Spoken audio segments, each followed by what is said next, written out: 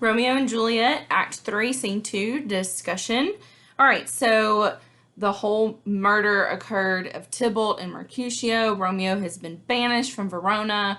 So Scene 2 really focuses on how Juliet reacts to Romeo's banishment and the death of her cousin Tybalt because her husband has killed her cousin. And so how do you think she's going to react? Well, a lot of people would assume that because Tybalt is blood, she's going to be mad at Romeo. She's not going to trust Romeo, but she actually has the opposite response. And so the scene starts off with Juliet. She is alone. She is giving a soliloquy. Remember, a soliloquy is a very long speech given by one character on stage, revealing his or her most inner feelings and emotions. Because when we read a book, we can read a character giving their emotions and feelings, but when you're on stage or you're watching a film, you don't know how a character feels unless they say it out loud. So that's what a soliloquy is. And so Juliet is actually talking about their night ahead. So Romeo is supposed to, sneak into her room. They're going to consummate their marriage, have sex, and she's thinking about this, and it's almost like kid-like in what she's saying. She says that he has bought the mansion of love, but not possessed it yet. And though I am sold, not yet enjoyed. So tedious is this day, as is the night before some festival, to an impatient child that hath new robes and may not wear them. So basically she's saying like, oh, it's like I have a new outfit and I can't wear it yet. So I'll let you interpret that as you think, or you can phone a friend. And so in the middle of her soliloquy, here comes the nurse. And so nurse is like about to tell her what's happened to Tybalt.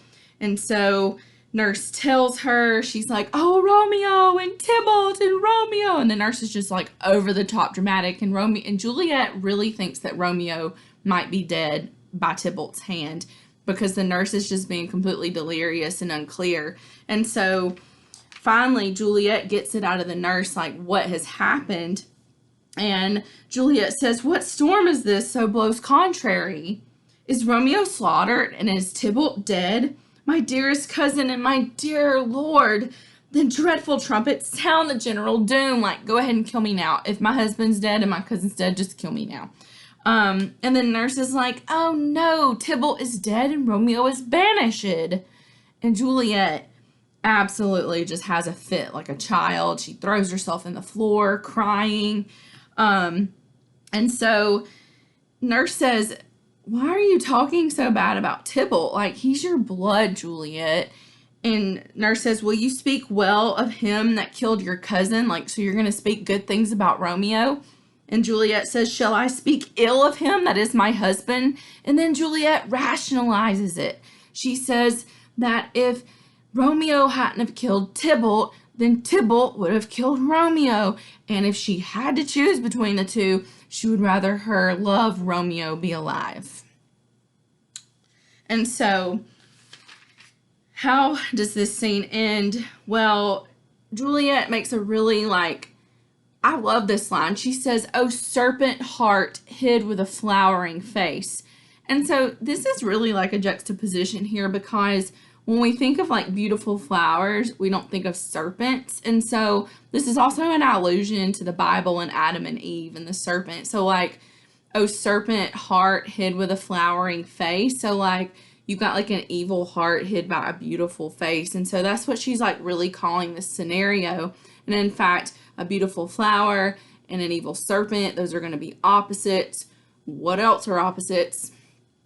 Star-crossed lovers. And so here she's just really trying to like wrap her head around this whole situation. And remember, these violent delights have violent ends.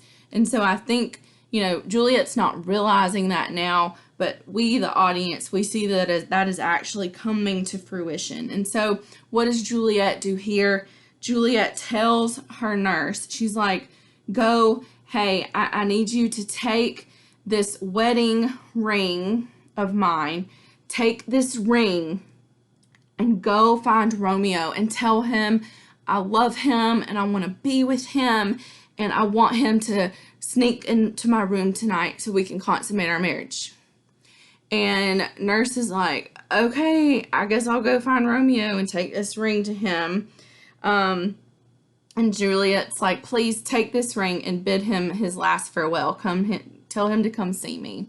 And so that's where we end with Act 3, Scene 2.